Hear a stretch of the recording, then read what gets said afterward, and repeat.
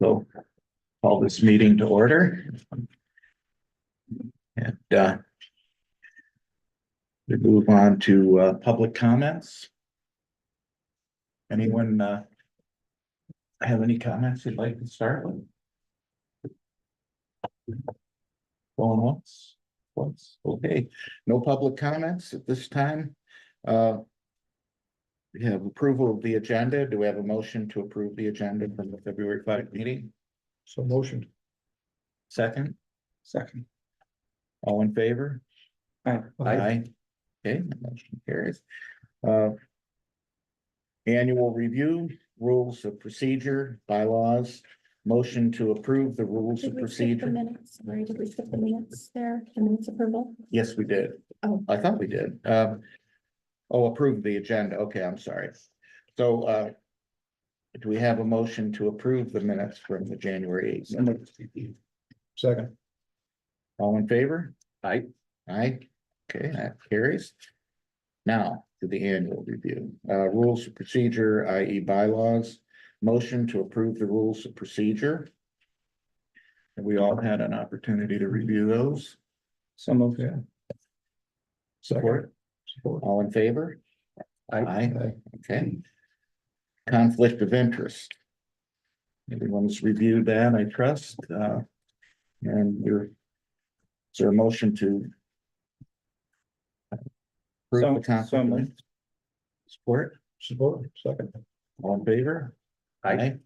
Right, that approved, we'll all sign that. Brings us to old business. Small footprint homes initiative, designs release update. Yes, we'll have Rich give an update on the success of that release and download data.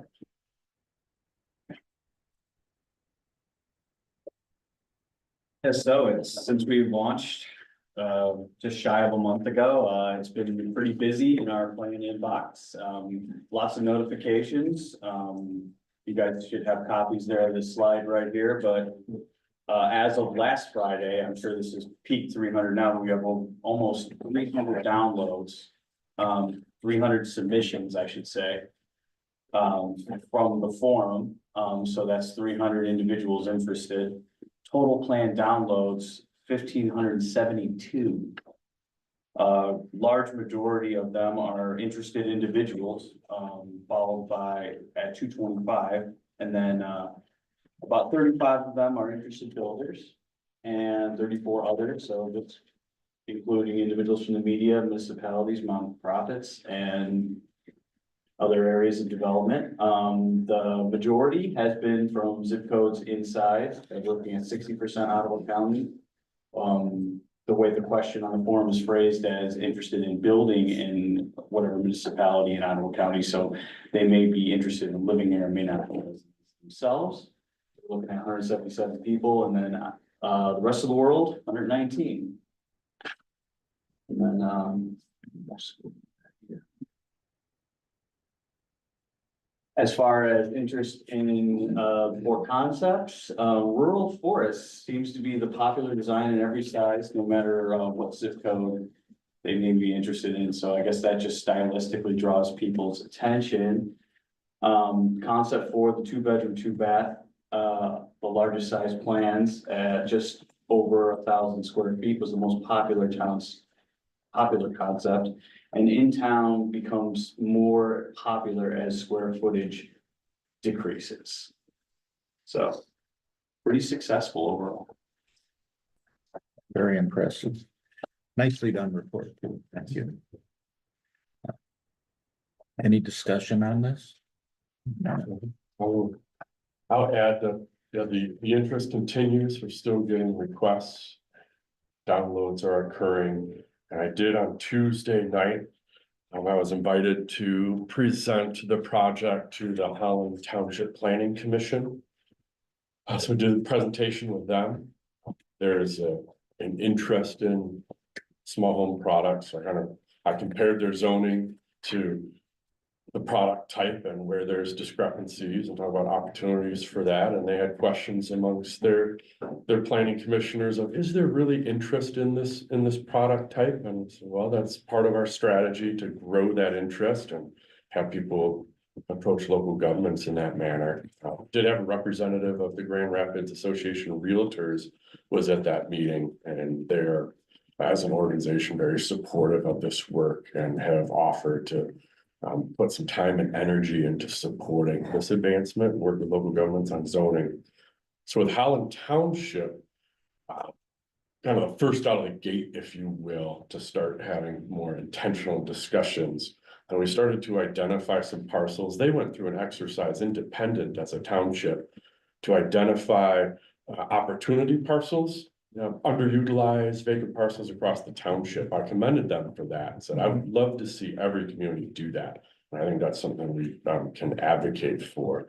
And from their parcel map of opportunity sites, we identified a few, and one in particular that made a lot of sense, where a small home development could occur. Because if we do some site design work on that parcel, real parcel, the planning commission felt, and the chair and staff at Holland Township felt that that'd be a good way for them to start to think more about, what does this look like? Let's see some renderings. How do we use that design without thinking about their current zoning now? What is an optimal site design to get more for sale housing products on a site? With this kind of flavor of smaller footprint, and then they can talk about it and think about how do they support that through their local regulations. So we're talking about advancing that, might collaborate with a for-profit or nonprofit developer in that space, maybe a community designer, and I'm going to advance it. But I wanted to share that with you. I think that approach with local units seems to be a good one. It's kind of a test case on Tuesday night with Holland Township. We'll continue momentum there. Good. Were they thinking of creating specialty zones for that, or trying to incorporate that into other zones? Maybe a mix, because I found a few infill sites, for example, where maybe only one home could fit on an infill site. So your current zoning doesn't allow it.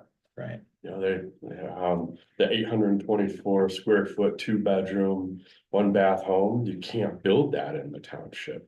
So they'd have to look at that by right, but on the larger scale with more of a cottage courtyard style, if you will, they had talked about the PUD process and carving out something particular from language that say, yes, we're supportive of this through PUD.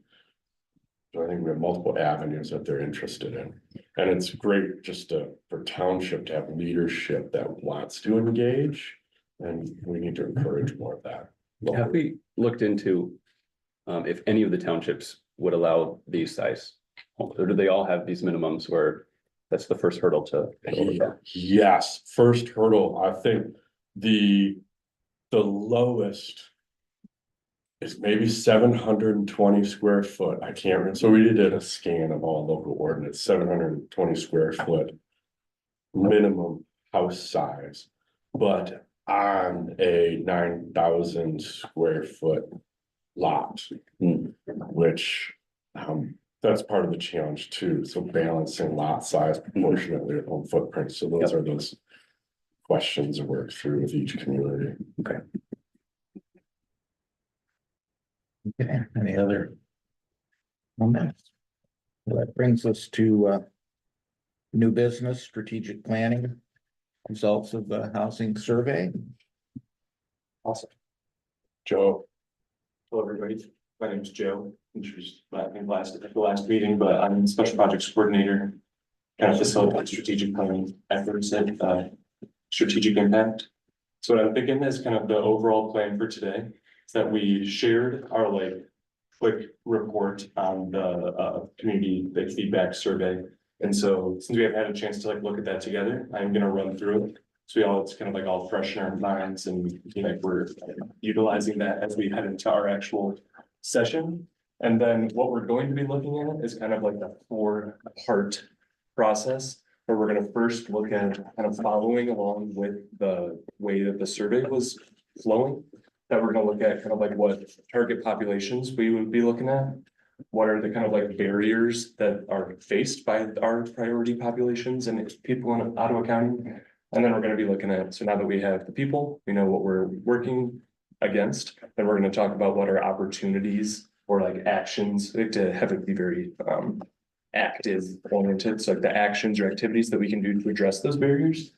And then finally, after we kind of have an idea of what we want the Housing Commission to be working for, then we're gonna talk about the future of the Housing Commission and kind of what the best like structure and number of people and like possible committees would best support accomplishing those goals. And then just because I like to keep the end product in mind as we're working towards something like this. And so like we've explained in the methodology that we're, I mean, right now, this is an expedited strategic planning process. That we're trying to get this information before the board. And so what we're going to create from this information is like around like a 2-page document that has a description of what your vision is for the Housing Commission. So it's kind of what our like 4th stage is. That's like, you know, sharing with the Board of Commissioners. This is how we see us being set up for success to achieve these goals. And then we're going to be looking at kind of like 3 to 5 like primary goals with like then a couple sub objectives for each one that we'll be looking for over the next couple of years. And so we are, keep in mind as we're like, keep that in mind kind of as kind of like the end vision for what we're working towards. And also just, yeah, that overarching thought process of like how can you guys best set yourselves up to tackle these goals? But now forget about that. We're just going to talk about survey results.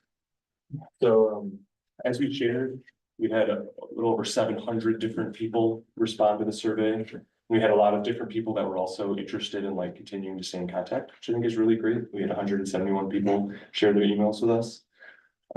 In terms of who responded, we had mostly Ottawa County residents, but we also had representation from nonprofit, local government, and for-profit businesses. One thing I want to point out as we go through as well is that even though we had a lot smaller numbers, we were still able to, like, there's still around like 50 to 60 of these different categories. And so it's not wasn't included in the report, but we were able to like divide the other questions kind of like by population group to see like if for-profit business entities like had this like similar responses to, you know, the broader survey as a whole. And I can say that there might be a slight fluctuation as to which is like the top priority, but in terms of like the top 3 for each issue, it was pretty standard across the different population groups. And if you have any questions, please speak up. So one thing I think is really great, one of the best things about doing the survey for this is that we were able to get feedback from every single municipality within Ottawa County. Very proud of the person from Chester Township that participated. And so then thinking about our first kind of like topic that we'll be looking at is, as if you recall from the survey, we shared information from the housing needs assessment as to what population groups, income levels we're off track in creating housing for. And so the that was under 50% of the area median income for rental units, and then it was from like 120% and lower for sale homes. And so we basically just asked, I mean, we recognize that from the housing needs assessment that these are all, you know, things to keep in mind, but we also know that like our efforts will be different for different population groups, and also want to like, you know, prioritize what is most important for you and my family. And so I think it's great that we are seeing like are people supportive of the need for all of these groups, which I think is like great that it isn't, you know, like there is a broad understanding of the issue for everyone. But our greatest or like the most common answers were the lower income levels for sale homes, and the rental units stayed like competitive with that need. But like broadly speaking, the majority of respondents were identifying for sale homes as the like the primary issue from their concern. Can I maybe note it's considering those results and then going back, and this table was included in that survey, and you may recall that where it identifies from the housing needs assessment. The number of for sale units estimated that we need by 2030. That range of between the 81%, 121% AMI, that was 15% of respondents indicated that greatest need. That one has almost 7,000 units needed in that category, which is the largest for sale. Then the 50 to 80% AMI, about 2,800 of those units needed. So it's just an interesting reference point considering the public input. So I think broadly speaking, as I looked at the different like population groups, this was one question, but there was some slight difference that the rental units for individuals under 50% was a much higher priority for nonprofits that responded to the survey.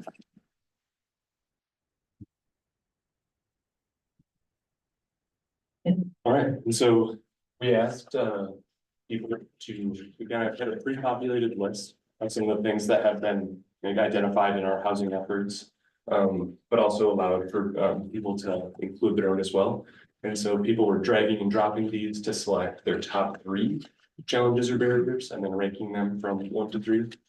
And so how we lay it out is that it's interesting to see both which issues have like the most overall votes, but then also which have like the issue as their highest priority. Usually they're kind of related, but we do have some some standouts. But so the lack of supply of starter homes is kind of like by far the top barrier identified. I mean, it's like a little or close to double the like first priority for the next one. But then our like different costs are definitely included, but the negative perceptions of affordable housing and then local zoning restrictions was a little bit lower. But then as we included in the report, all of the different other options that people included, we did like a quick analysis from our reading through them. Also, I hope if you guys had a chance to read through some of those responses too, because many of them are also people like kind of like reiterating one of these topics in a different way from like their own words, but also giving some different ideas that I think are important to keep in mind, because this is certainly not an exhaustive list. So anything that jumps out to you guys or you think is particularly interesting? Joe, how would you characterize starter homes versus AMI? I mean, you kind of put that on top of kind of the AMI data from the previous slide.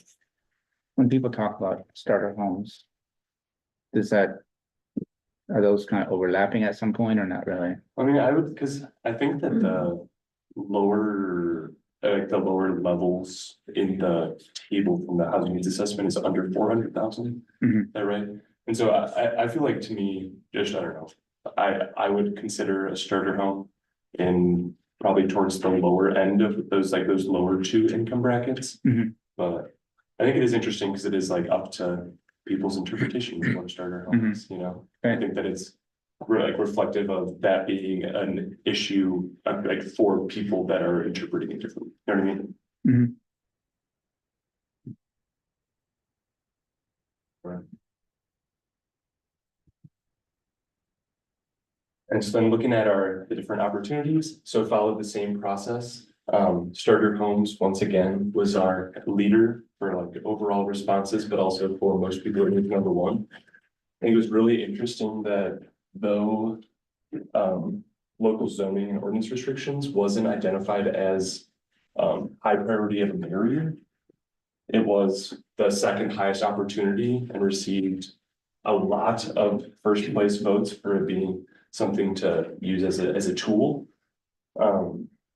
And yeah, so really like these 3 topics were kind of like, by far the standouts when you're comparing the total number of votes and especially first place. But yeah, it is interesting to see what kind of aligns in terms of, because I think that we should keep in mind what barriers and like addressing those with our actions, activities, opportunities. You guys have So- any thoughts from this?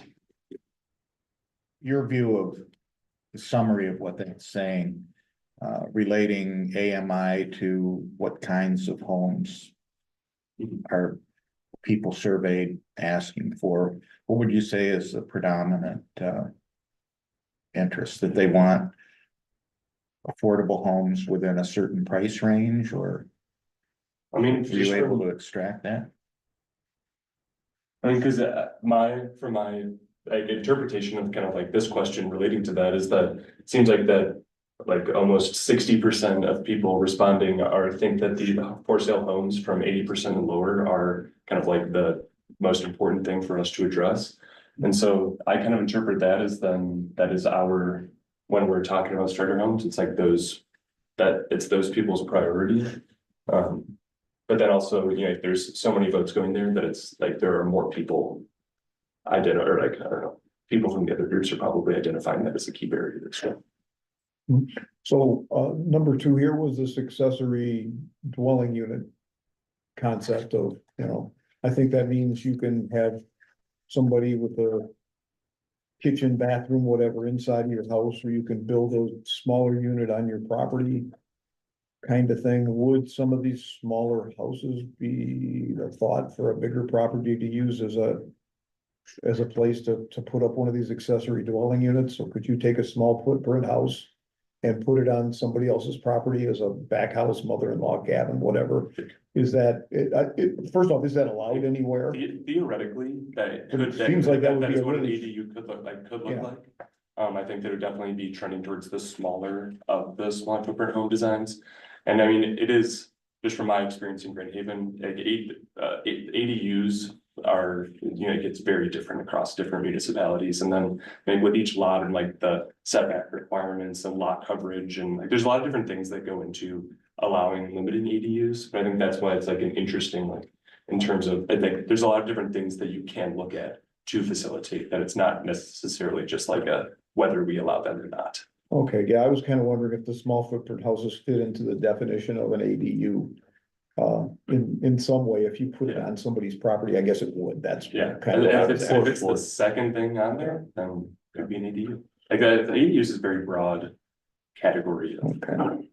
And I don't know the specific local regulations on square footage of the ADUs, but that 440 was designed here with the intention of doubling as an ADU. Cities generally are more amenable from a regulatory standpoint for ADUs, and that was a discussion in Holland for a long time, and it wasn't easy to navigate that. Our townships have more potential to have conversations about ADUs, and more recently, Crockery Township passed an ordinance change to allow ADUs, and I think that is a great talking point with other communities. And that broadly applied to virtually all zones too. Yes, which is a big step forward. Yeah. Okay, yeah, I was just trying to understand what that category Yeah. represented, and it's even bigger than I thought, so thank you for the clarification. All right. And so then, we wanted to make sure that we're just kind of capturing, you know, any sentiment that people have and capturing their ideas. And so we did have so we included the list of all of the different other ideas that people shared, which was pretty extensive. So we created just like a very concise focus of some of the themes that were most common, but like also recognizing that we only had a couple of weeks to turn this around after the survey was closed. I think there's a lot of different like interesting things that were included in there. So I hope you guys had a chance to look at that as well, but make a lot of the different alternative construction methods. There were some specific programs identified that Muskegon or Kent County communities are using.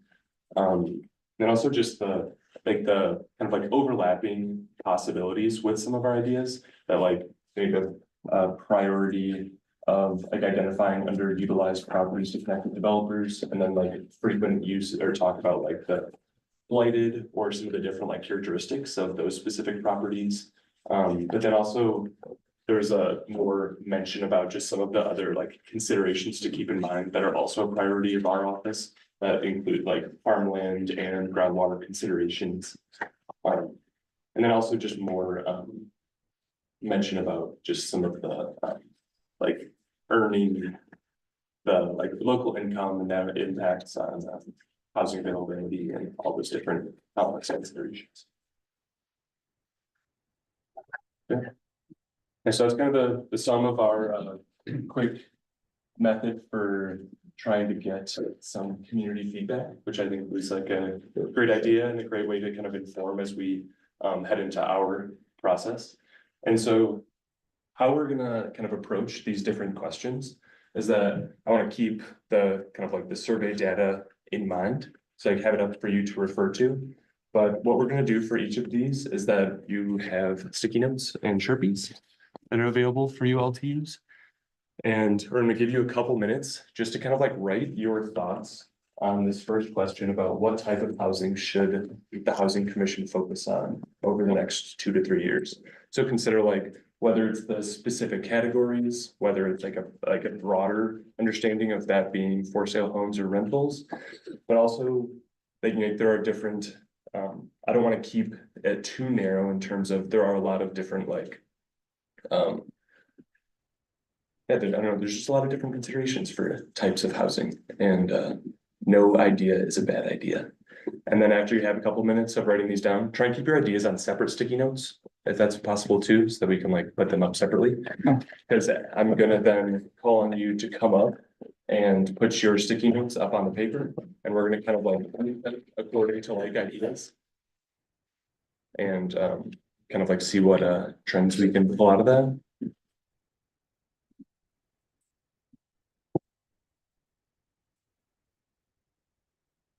This is when we cue mood music. Yeah.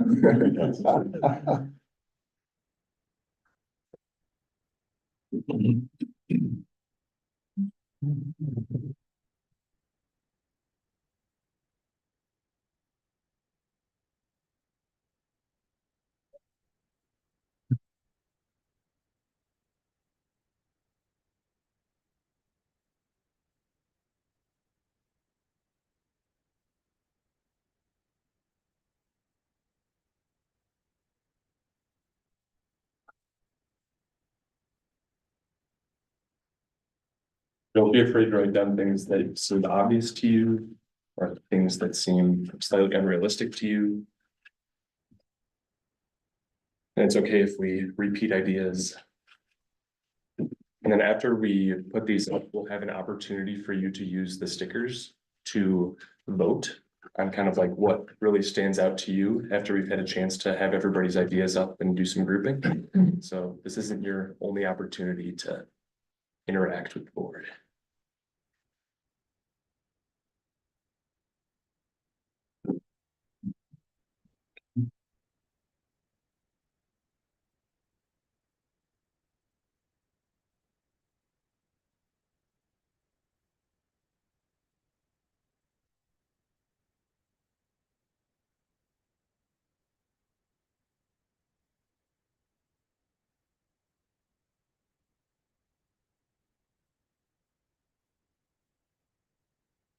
And if we have multiple ideas, we could, or you only want one from us. Oh, no, multiple ideas, more than married.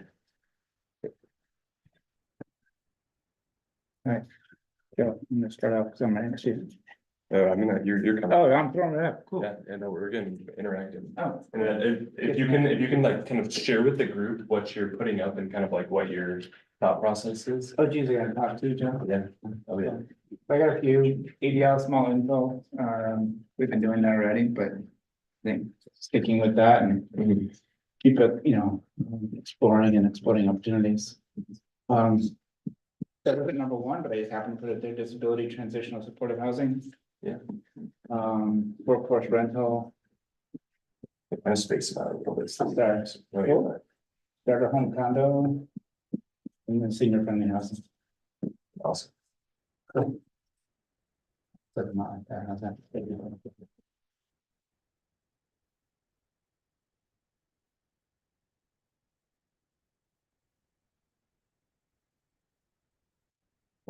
Anybody else got some ideas they're ready to start throwing up here? like I said, They would it's, basically be just putting them next to Doug's. yeah, no, that's perfect.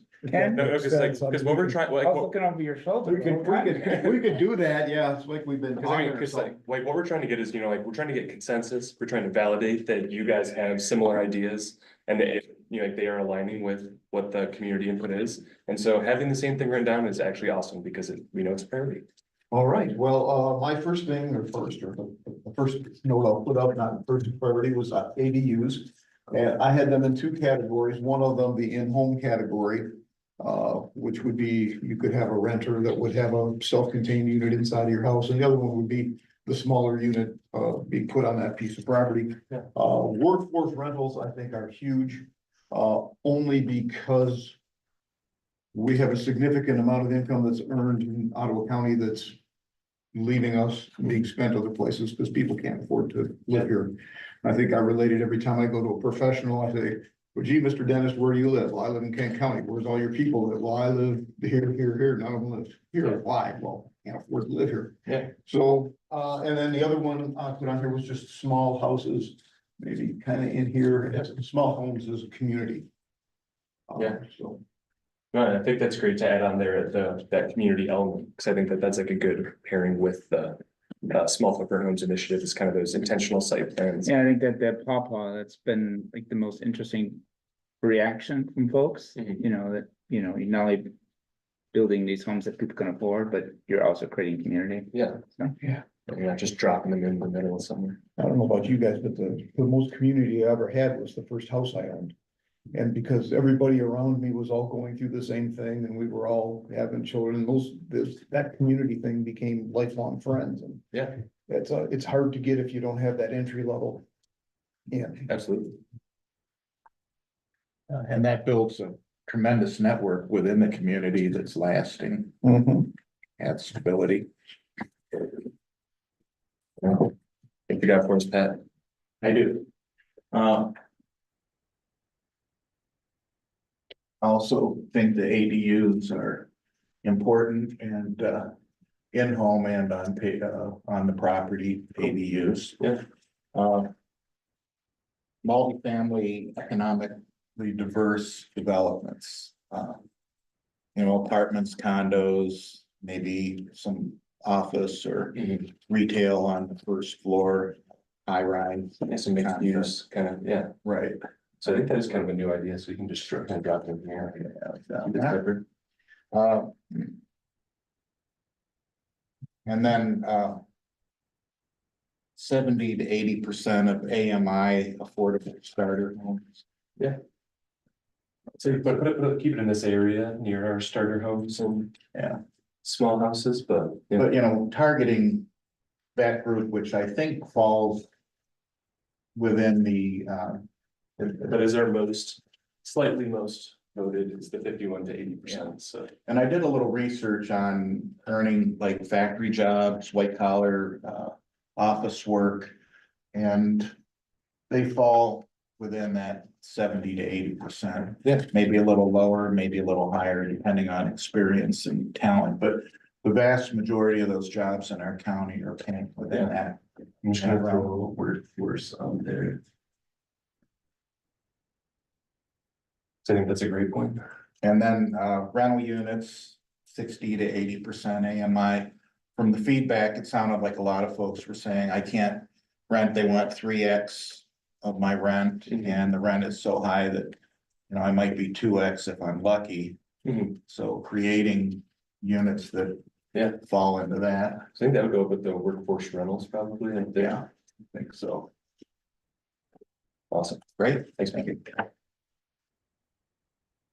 Save the best for last. Watch there. Watch the rest of this. Single family owner occupied. Here, or I think kind of in this area. And then I just said we're most undersupplied, so the 274 to 411K, which may fall in that area. Yeah.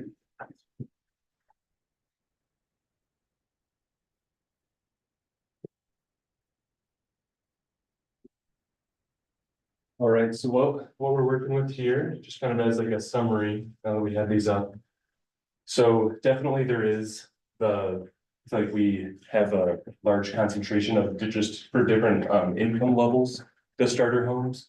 I think that the specificity of looking at workforce rentals, I think is like an interesting thing to call out, because the like rental units that we called out here is kind of the most like not on track, is that under 50%, where they feel like this, like that workforce rental does include some of those jobs, but also is like a little bit higher than that. So I think that's an interesting priority to have.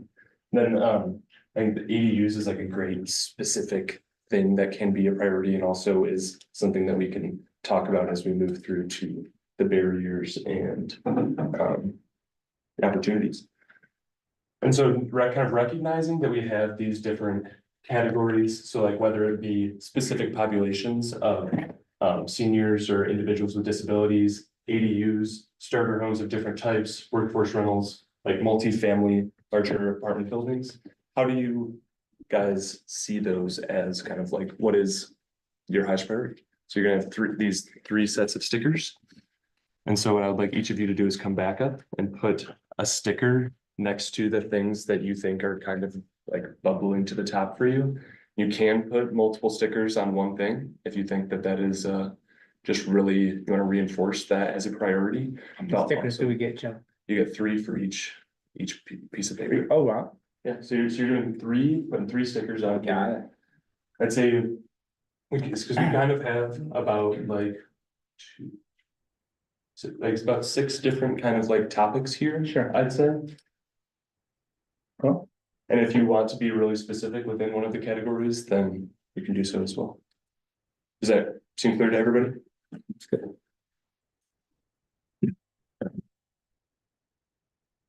You can come up, Pat. I want to stay out here by myself.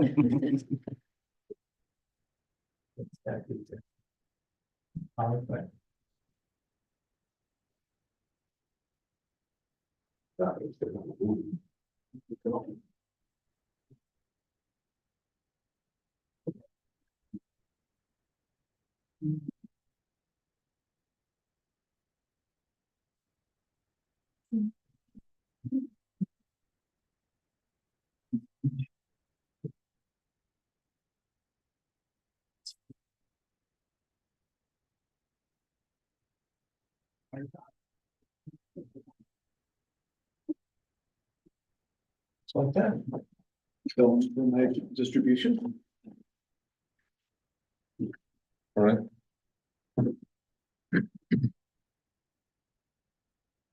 So we do have kind of like, and I think that if we can, like workforce rental units, I think does have, you know, overlap with these like multifamily apartment buildings.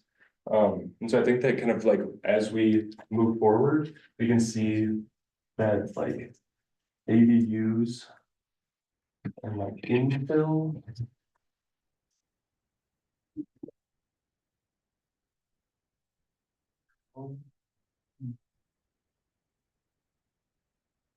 Workforce rentals.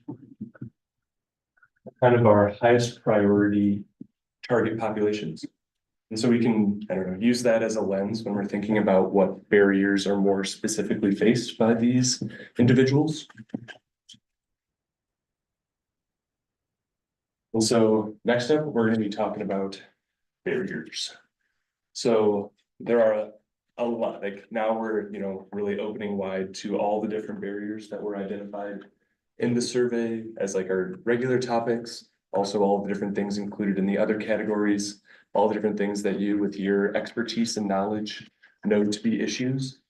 And so we're going to go through the same process of take a couple minutes to write some sticky notes. After a couple minutes, I'm going to have you put them up and group them. And then we're also going to do the same thing about voting. And so I want you to keep in mind what we talked about here, but also keep in mind, you know, like you yourself as the housing commission, that these are barriers that are priorities to like from that perspective, and then also things that possibly could be addressed from that perspective as well. And keep that lens important there.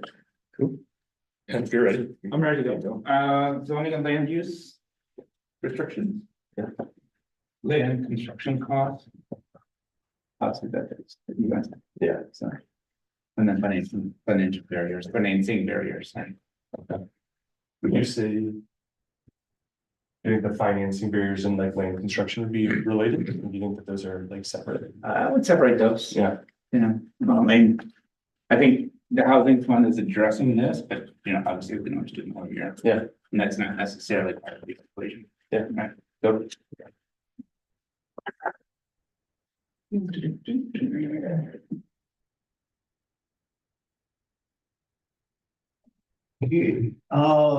Zoning and land use, which also I can just do the cluster right there. Financial barriers, I read an article yesterday that it takes the average couple in the city of Detroit 8 years to save enough money up for a down payment on a house. I do not know what that statistic is here. Yeah. But that article went on to say there's all these things available, but nobody knows about them and there's nobody that's hooking up. I see what you're doing, Ken. So I looked at it differently. I was like on the supply end and he's looking at the consumer end. interesting. What's that? I said, I'm probably wrong. No, it's really cool. And then the other one was underutilized land identification and assistance of telling people this is where it at. I've spoke before about the brownfields that we have around here that we need to identify and hook up with the appropriate people and offer the appropriate state and federal assistance that's out there. Yeah. I saw Holland this morning on the way in today was touting the move of what the picket fence floral place, getting a reused piece of land from a dry cleaner and taking an awful corner and turning it into something nice. Yeah. Nice to have some success stories like that. Definitely. I also have zoning reform or land use.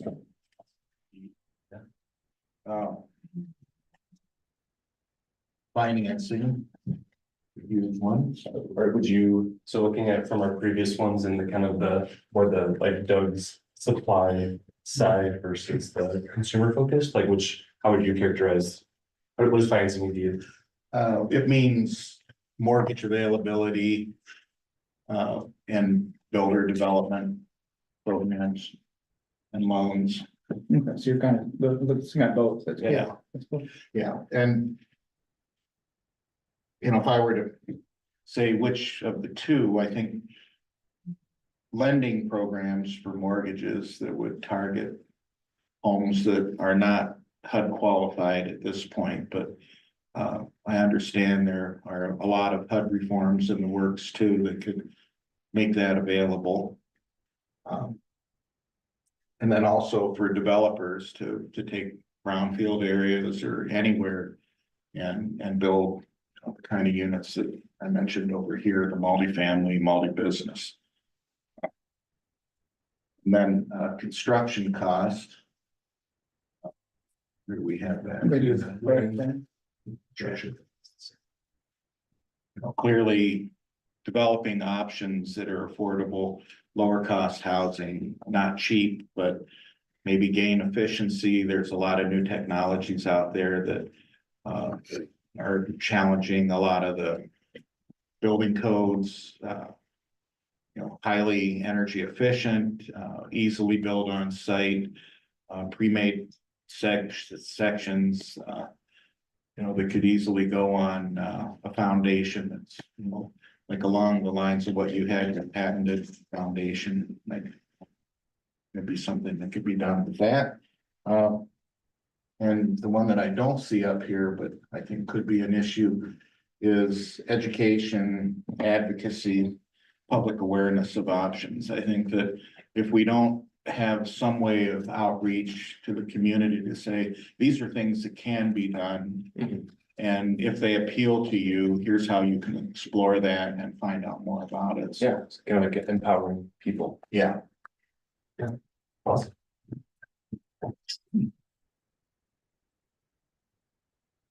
I had low supply. It was here. Get more supply, lower the cost of the homes, trades, construction costs. Yep.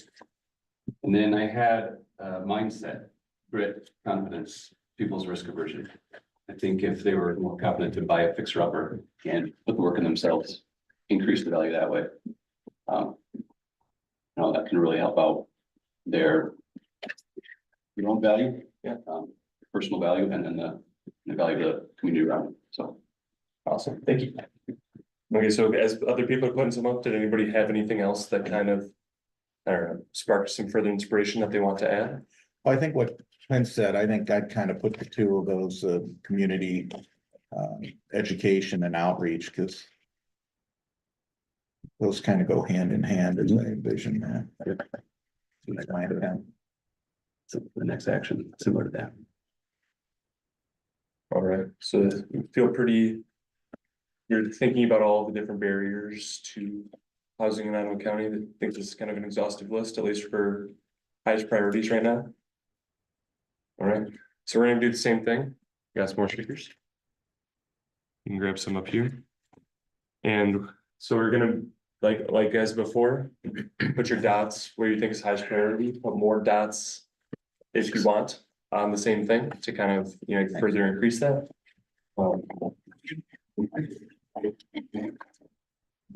And like I said before, if there is a sticky note of the group that identifies or that you identify better with, feel free to be specific about it.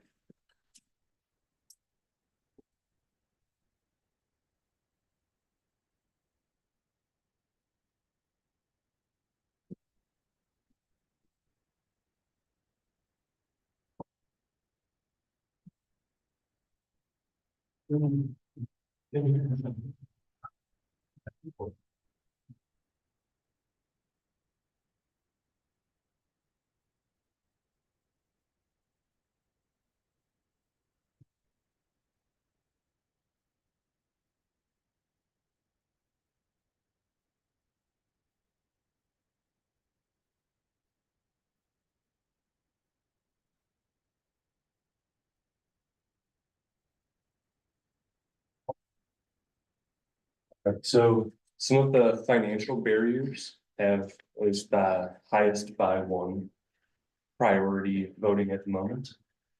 And then followed by zoning reform and then kind of like community awareness and education advocacy. Some of those different opportunities. And then the different like land and construction costs kind of fell towards the bottom in terms of our priorities. But like I said, we're gonna be looking for 3 to 5 for the final plan, so not a bad thing.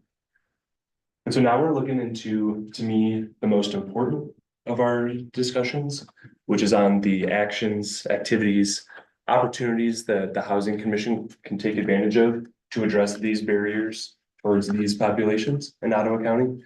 And so I want to encourage you to be very specific with these and also write more than you have for the previous sections, because we want to think about what the steps are to achieve like reducing one of these barriers. So like for zoning reform, you know, there are many different types of zoning changes that can be advocated for. There are different ways that zoning could be changed by education and advocacy, or, you know, different convening of different groups. So like, you know, each of these has a lot of different ways that it can be addressed. And in each of those ways, there's a lot of different things that can be done in order.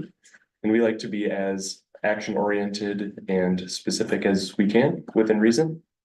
But also recognizing and keeping, like I'd said before, that lens of the Housing Commission. They think we are not a zoning policy making body, but we are advocates, educators, conveners, all those different things. And so. Yeah. Cool. Well, I have one specific and two general, Cool. and they may be too general for you, so tell me. Yeah. So one, removing barriers at the local government level, Okay. and that'd be a good general, but Yeah. work with existing partners who are already doing this work. Cool.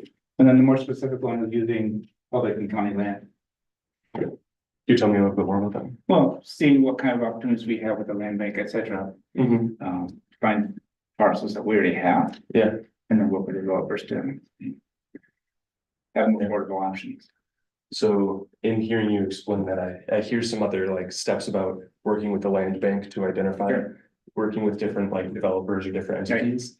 If you could throw a couple of those on some specific sticky notes, I think that would really lend us to our discussion here. Sent you back for more work. Gee, Joe. Yeah, I did. All right. Let me. I just want more. This Yes, one, ma'am. probably I spent more time thinking about this one than any of them. Yeah. Doesn't mean my output is gonna be that good. Things that we can do to create more opportunities. One of them I thought was we should hold some zoning workshops. And we should focus on ADUs, lot sizes, on duplexes, which I did here. And the output of that, I think, would be, what is it we can do today? If we can do something.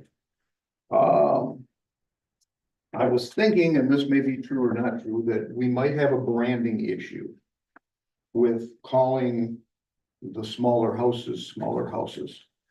And I thought one thing we could call them instead was attainable houses instead of smaller houses.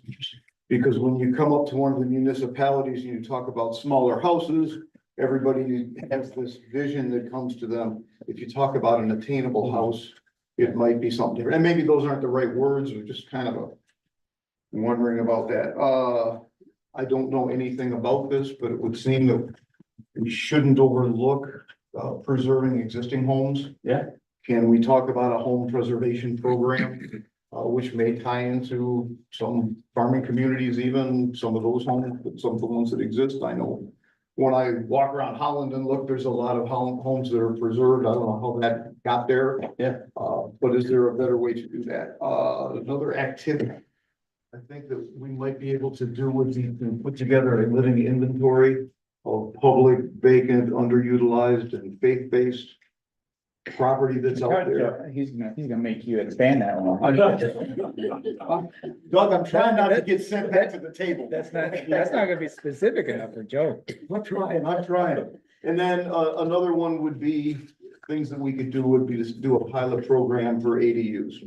Whether they're, whether they're zoning, small house on lot, dividing house up, whatever they might be, because it seems there are a lot more things than I thought they were. Yeah.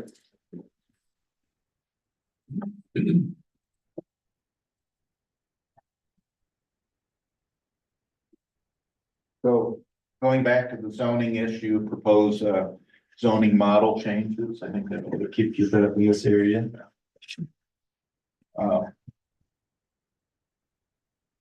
And I like Doug's idea of public county land use. And this one may be a little out of the ordinary, but there are trade associations, United States, or thousands of them, under zoning associations, builder associations, lending associations, public interest associations. And what if we were to get in touch with them and invite them to come and have a meeting where, you know, we could have an expo, they would bring resources.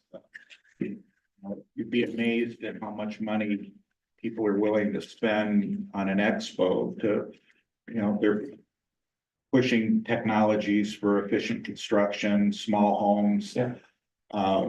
And set that up and invite the public to come and to see all of this. You know, these associations are basically laboring within their own little micro environment, but by bringing several of them together, we might find that there's an enormous amount of resources to bring to bear. So So I'm gonna put that up here with some partners, because I think that those might not be existing partners, but they are great partners. And I think it also then leads into this kind of like education and advocacy as well. So it'd be like educating the public, but we're also convening people. It's kind of I mean, it's kind of like the boat show or the RV show. I mean, they're huge and they get a lot of public interest. Yeah. Be something along those lines.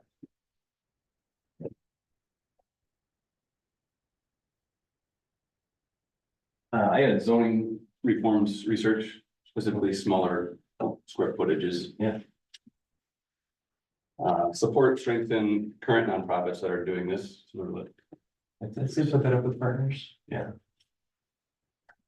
and then research was currently available for individuals to learn trades or learn what to do. So kind of an education type.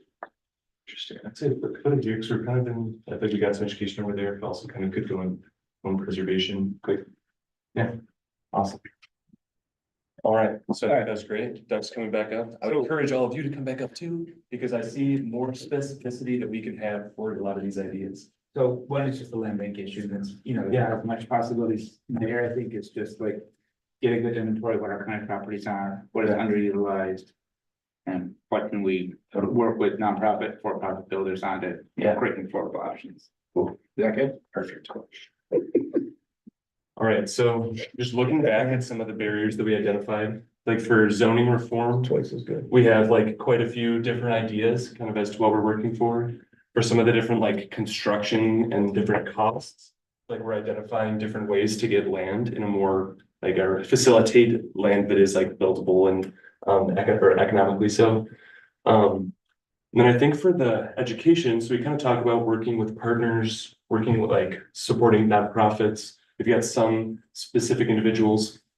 I think where I'm seeing kind of a lack in terms of trying to think about some of the actions and activities is in terms of this, like the financial barriers. So I think that some of that is kind of falls into Do you the want education. to check on the advocacy. consumer or on the supply side? Either.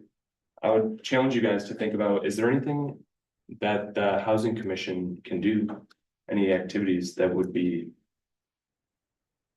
supportive of, yeah, either side? That's a good question for the housing fund. Yeah. Yeah. I'm just not gonna open my mouth. I won't get off your back here. I mean, making it more flexible and robust, I guess, Yeah, perfect. putting more money in it. That is a nice and specific action. So folks, I think like our goal is to create something that's like a practical guide that has like realistic steps that we understand what the housing commission will do and wants to do. So I think that any other like specific ideas, just thinking about like who are nonprofit partners and how can we support them? I think that like this, like the hosting of public expo is great because you're like listing specific associations. Like what other specific zoning changes? Like what are different ways of education and advocacy that the county can be like a leader or partner in? I would think just like a couple more minutes, I'm kind of thinking about some of those, like, you know, like, we're talking who, we're talking what, we're talking when. As specific as you're comfortable getting. So. Just kind of rethinking, not rethinking, but I have more robust and dynamic housing fund. Yeah. And I have. Where? I think you can probably just Oh, I try. thought you wanted, yeah. Oh, I mean, we're relating it. Oh, that's right. Yeah. And then I obviously put more money. Yeah. But rethinking that maybe. You know. Using that model to create. A separate type of fund. Yeah. You know, that. Would be more dynamic, would be more robust, I mean, because. I have had certain. Guidelines. Yeah. That don't always work. So. Absolutely. I mean, I think that's like, there's multiple different possible activities in there of like evaluating how we currently use and using it better, but then Right. also alternative options and Sure. what the steps could be to pursue those.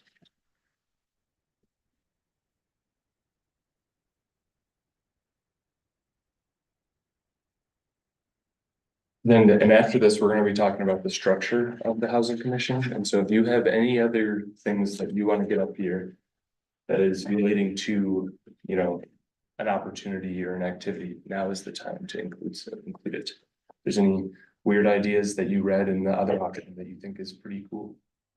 Throw it up.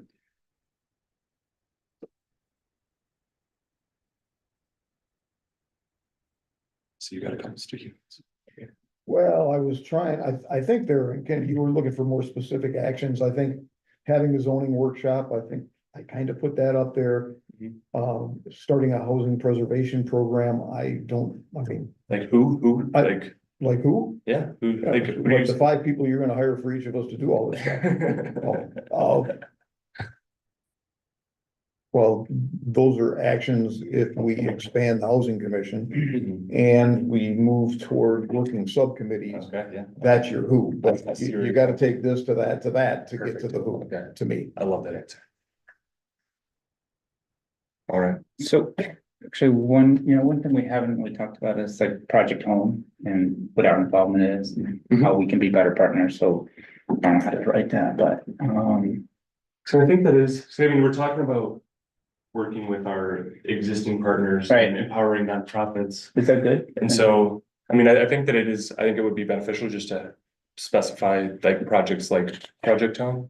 Or if there are Okay. certain projects within that. Well, in the sense of, we haven't really talked much about, unhoused population and Yeah. obviously they need that opportunity as well, right? Yeah. So maybe, just gonna put that as. Right there? Yeah. Okay.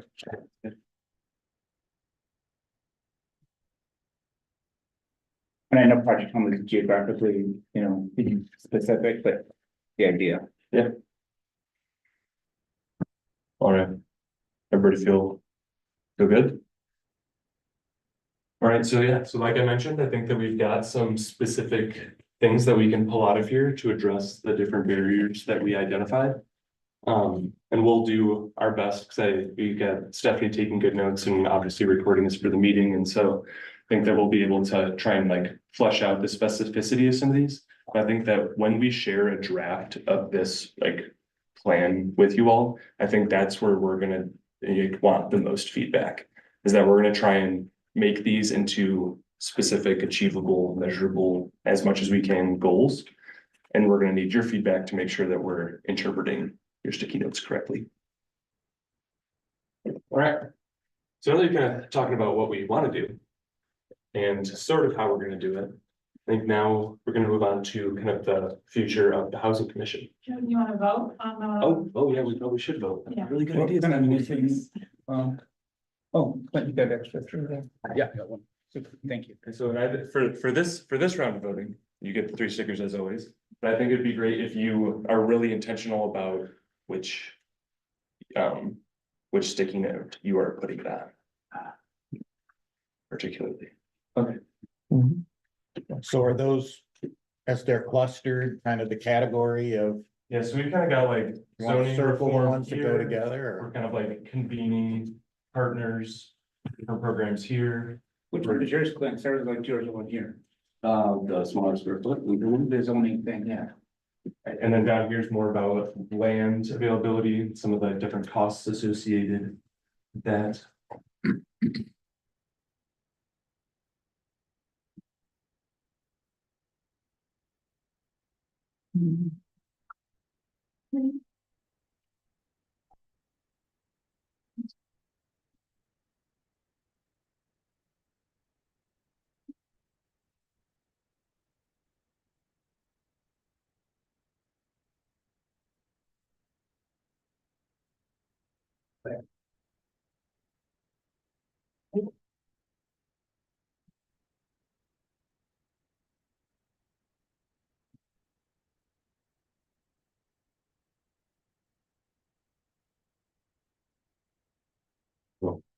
Nice job.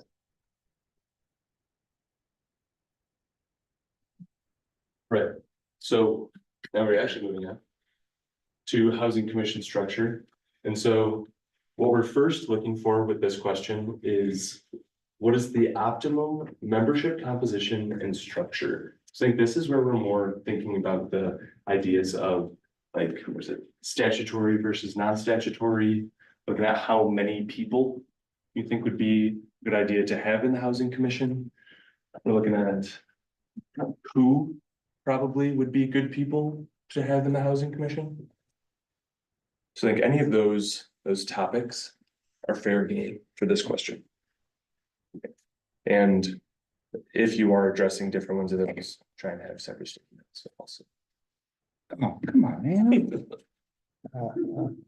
I'm gonna put them up and then you can tell me to sit down and do some more work. So I got the 11 members who were done last time. Advisory board, Okay, 2 commissioners of the 11, 2 of the 11 being county commissioner, okay. and then having non-voting members. Which would be our partners. Cool. Am I good with that? I gotta go back and do No, more. you're good.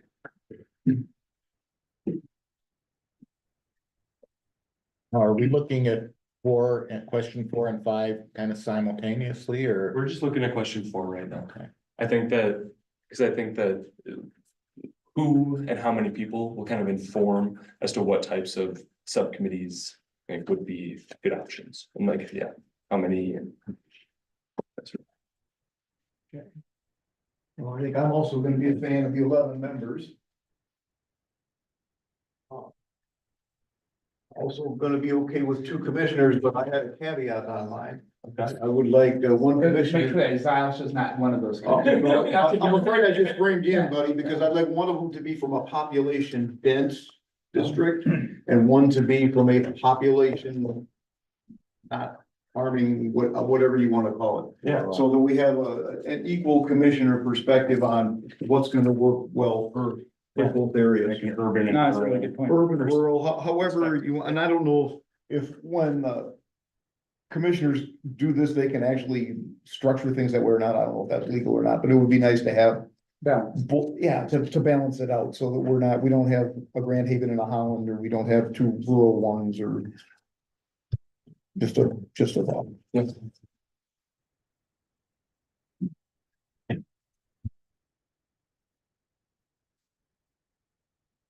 I agree, increased number of members, I don't, 11's fine, I don't know if there's a specific number I had in mind. But it'd be nice to have a zoning person and also a finance person as members, just to bring other aspects to thought. Yeah, I think that's great. Thank you.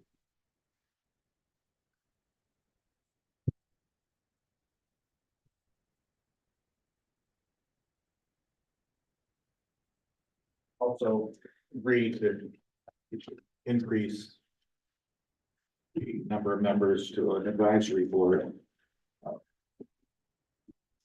And I like the idea of the rural urban.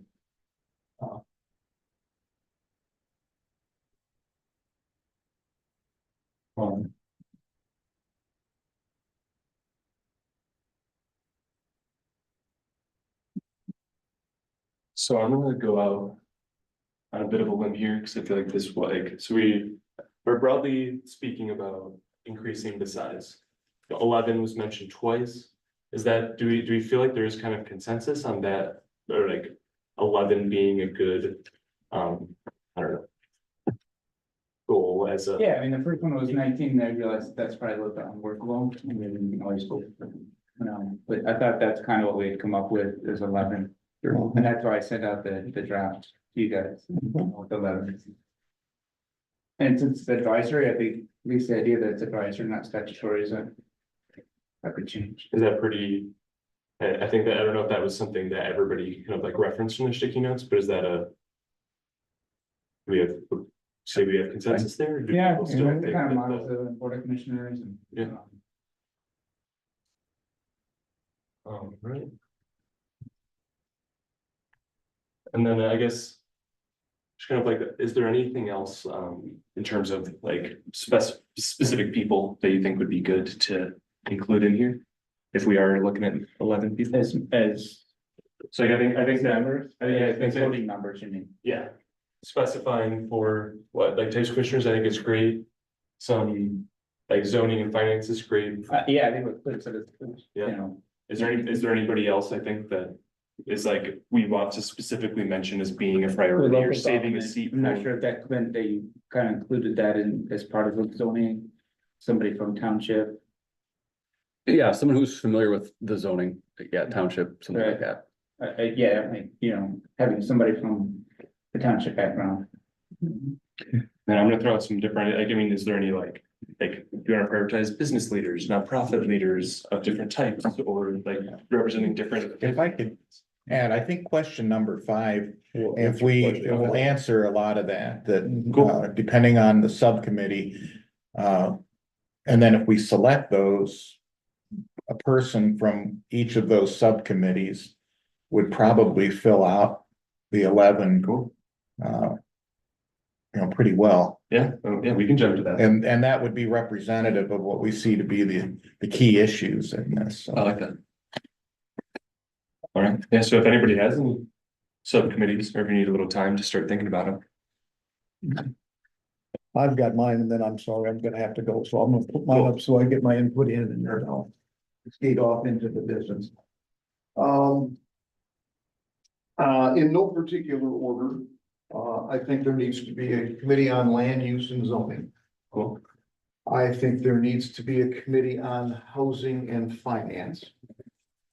I think that, homeless and the unhoused is something that needs to be part of our charter. Workforce housing, which came up over here.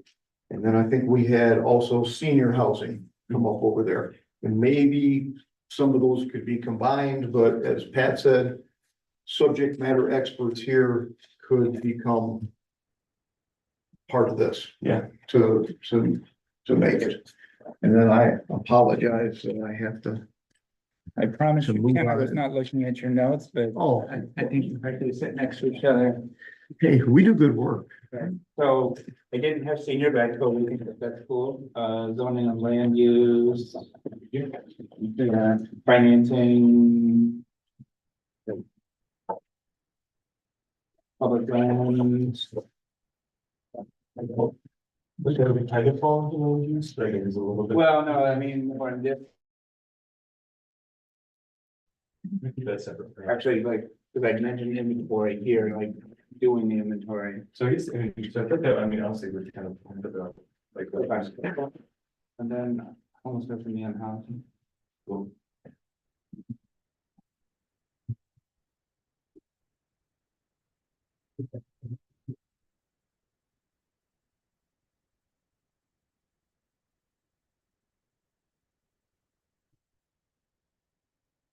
This one I don't think we have, but housing design and property development might fall in What do you think, if you're public land committee or, in terms of property development, like, what do you? What do you? you know, along Doug's comment about identifying public lands that can be available and private. And then the housing design kind of, I think, fits into that as to here's the parcel and what could we build here? Yeah. So So I think, let's keep that in this like land use, and. Topic. And then zoning and land use, I guess that would fall right in there too. Related. And community at large, business, civic, social organizations. Okay. I thought that is kind of a separate, Like right there. And then finance, housing and finance.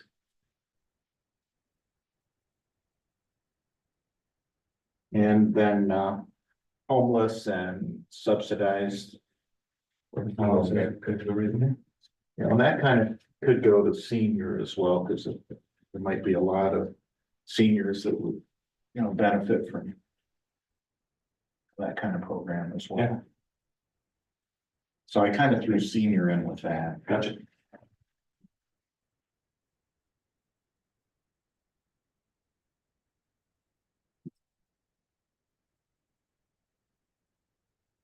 Add zoning as well.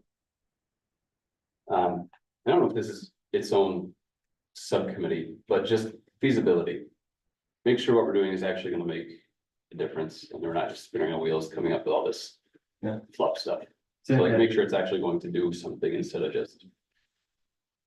Plans. I think we pop that up here, just kind of as something to keep in mind as we're thinking about the structure. Yep.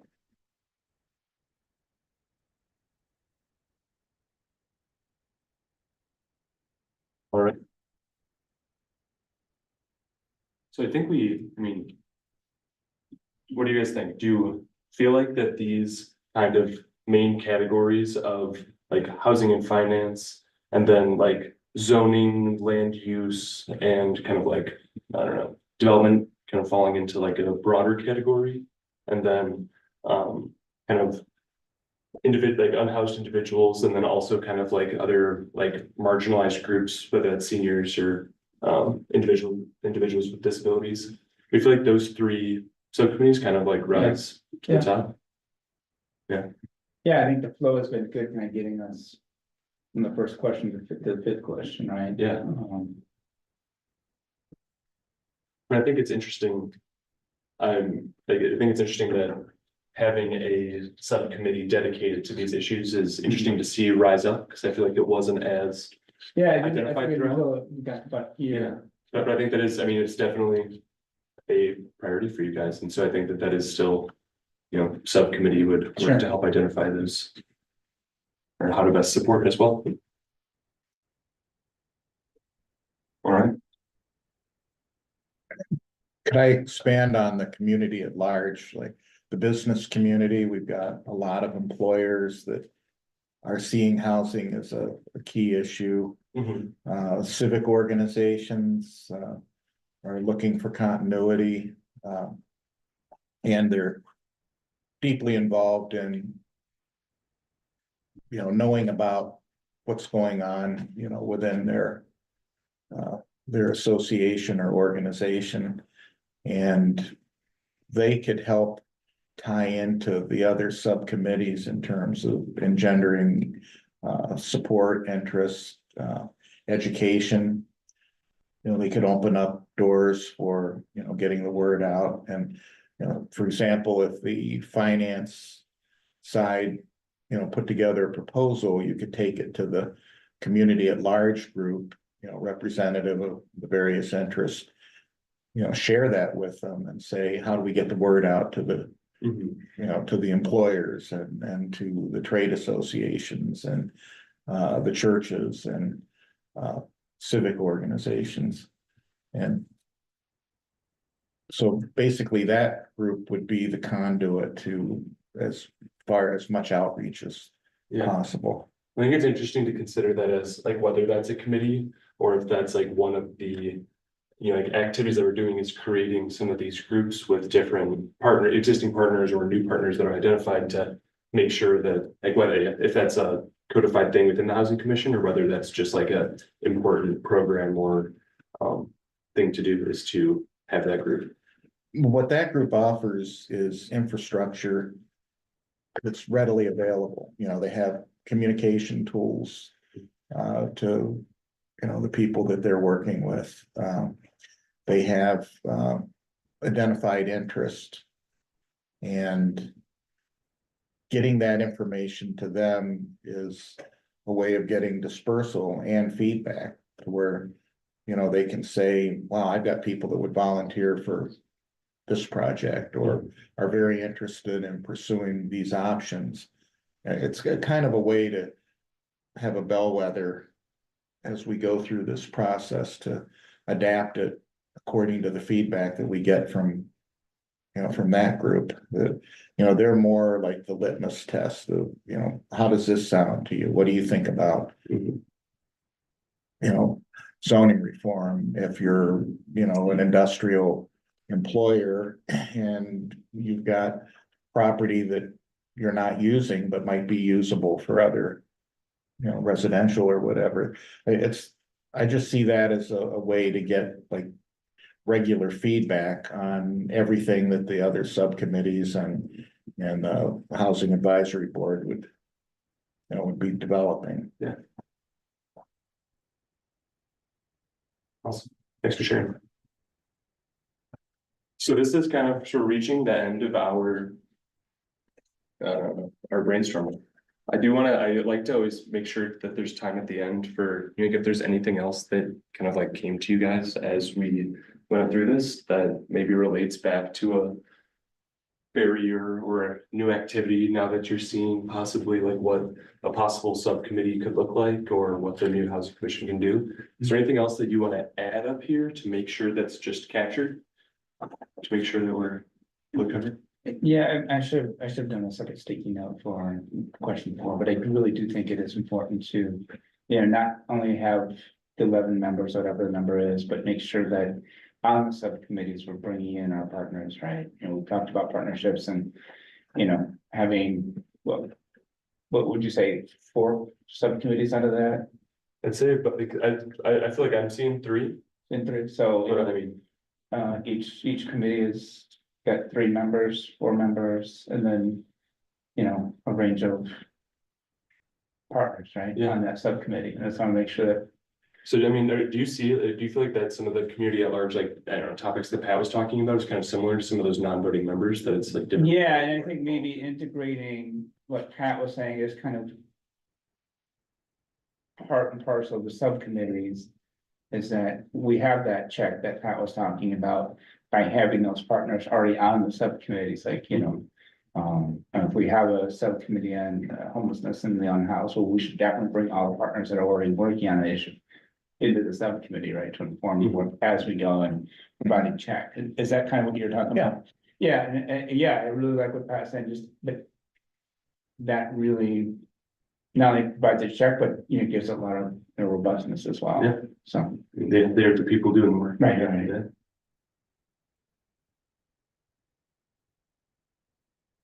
All right.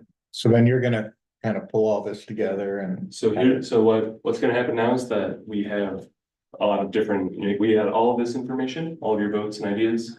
We've got the survey data. We've got Stephanie taking a lot of notes from also what you guys have just been saying, like adding on to your ideas. And so we're going to. I don't specifically remember the date on the timeline, but we're gonna basically consolidate this into a 2-pager as quick as we can. 17th, because I can't be there. Well, so we'll get it to you with a couple days in advance at least before that rescheduled meeting. So that way we can get feedback then. And I think, yeah, if you're unable to be there, just like emailing us your thoughts. But so yeah, so we'll have it with plenty of time for you guys to digest it a little bit. And then we'll like specifically talk in that meeting about what's included, what's not included. If it's like accurately worded to the extent that you know, are comfortable with. And just trying to, like I mentioned before, just trying to nail down as much of that. We're trying to keep it feasible. We're also keeping it practical, realistic, and yeah, all those good things. Well, thank you for Sure, thank you. That was really great. And I'm sure Paul and everybody else, Stephanie did a great amount of work, but it's just really, I really like the process, right? Thank you. Paul, is there anything else you want? Any other questions or anything? Nothing additional, no, thank you. Cool. All right. I'll let you guys get back to your meeting. All right. Well, this brings us to public comments. Lots been put out here in front of you. Any thoughts or comments anyone would like to add?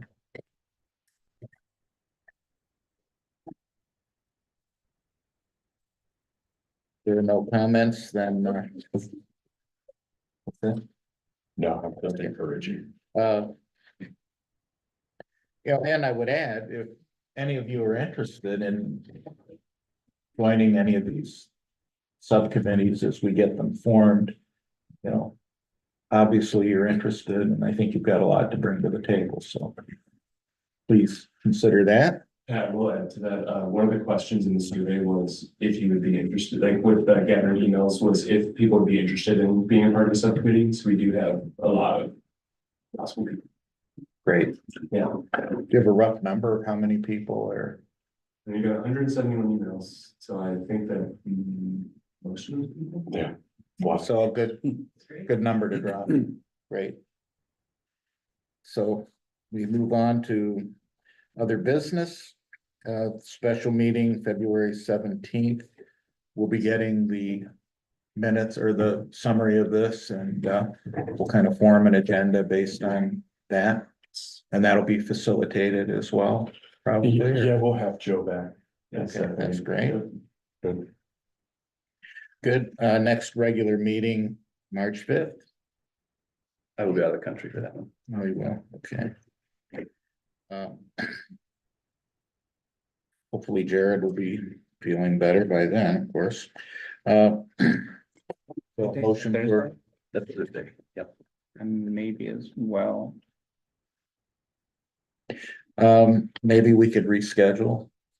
Would it be worth communicating and see if we pick a better date? Okay. We'll do that. And is there a motion for adjournment? So moved. Support? All in favor? Aye. Okay.